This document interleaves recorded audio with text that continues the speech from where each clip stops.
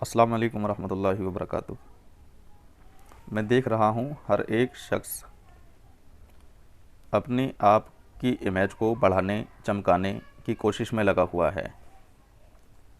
असल में बात यह है,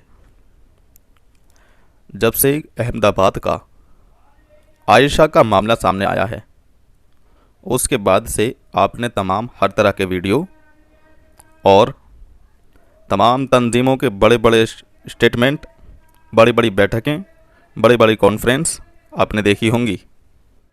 आयशा ने आत्महत्या की, अफसोस की बात है और शर्मनाक बात है इस माशरे के लिए, जिस हिसाब से वो अपने अंदाज में पैगाम दी गई।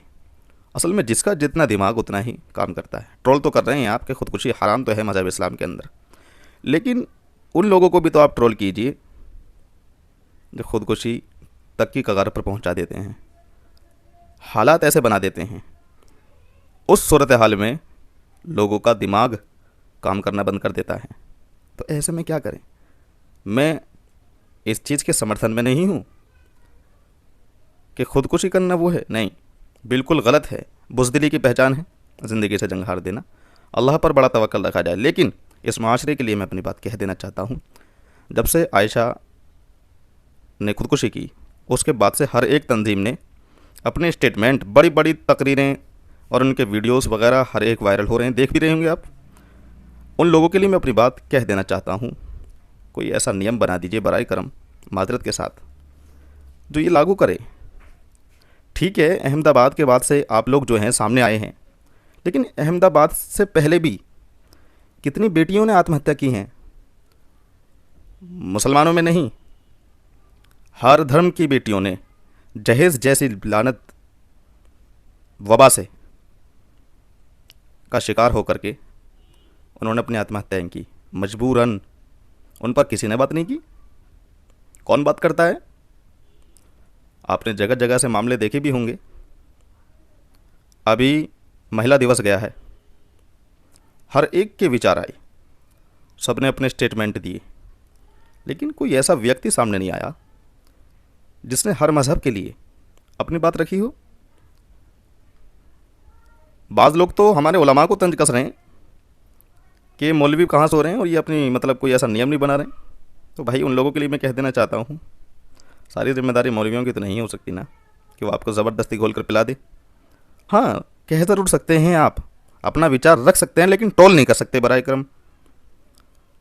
इसलिए मैं तमाम तंजीमों से, जो बड़ी रजिस्टर्ड तंजीम हैं, जिनकी बातों का वज़न होता है, लोग उनकी बातों को मानते हैं, उन लोगों से मैं अपनी बात रख के ज़रिए से अपना पैगाम भेज देना चाहता हूँ कि वो जल्द से जल्द, कड़ा से कड़ा ऐसा नियम बनाएं जिससे हमारी बेटियाँ जहेज़ जैसी लानत से बच सकें। हर एक शिकार है। आयशा का मामला कोई पहली बार नहीं है, लेकिन असल में बात यह है, जब कोई मामला सोशल हाईलाइट हो जाता है ना, जो ट्रेंड करने लग जाता है, तब लोग आप सामने आकर के आप बात करेंगे। उससे पहले कोई क्या कर रहा है आप अपने आसपास देखिए ना, कितनी घटनाएं गुजरती हैं। इन्फॉर्मेशन चाहिए तो आप अपने यहाँ की कचहरियों में जाकर देखिए।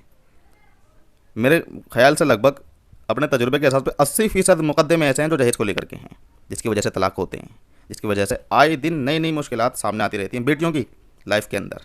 दूसरी बात मैं आप हजरात को बता दूँ, वीडियो को मेरा बनाने का, किसी को ठेस पहुंचाना है, किसी को भला बुरा कहने का मेरा मकसद नहीं है। मादरत के साथ मैं ये बात कह देना चाहता हूँ, मुनासिब लगा अपनी बात को आप हजरात तक पहुंचा दूँ। फिर भी अगर मेरी बात आपको बुरी लगी हो या कुछ मैंने कच्चा अल्फाज कह दिया हो तो बराए करम मादरत के साथ आपसे दरख्वास्त करता हूँ। लेकिन देख रहा हूँ चंद दिनों से, जब से आयशा का मामला सामने आया, ट्रेंड पकड़ा तो आप लोग असल में सामने आते हैं, ट्रेंड नहीं पकड़ता तो आप बात ही नहीं करते हैं। मेरी तो चाहत ये है कि आप अपने आसपास के मोहल्ले पड़ोस को देखें, सर्च करें, कोई बहन बेटी परेशान तो नहीं है। तमाम तंजीमें बनी हुई हैं बेटियों को लेकर के, स्टंट बड़े नहीं आए अभी तक, एक्शन वगैरह किस तरीके से लिए जाएं, कोई बात करने को तैयार नहीं है।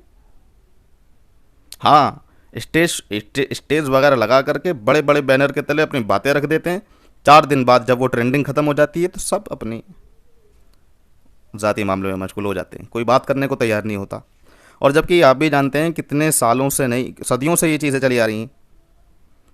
दहेज की लानत जैसी वबा से कितनी बेटियां जो हैं आत्महत्या करती हैं।